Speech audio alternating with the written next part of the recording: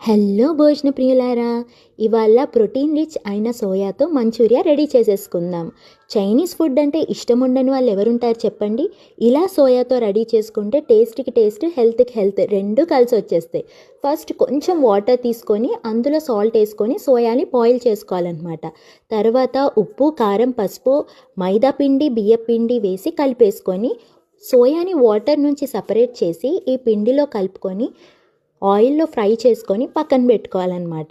తర్వాత కొంచెం ఆయిల్ వేసుకొని అందులో వెల్లుల్లి, పచ్చిమిర్చి, ఉల్లిపాయలు వేసి హై ఫ్లేమ్ మీద soya sauce, red chilli sauce, ketchup వేసుకొని కలిపేసుకోవాలి.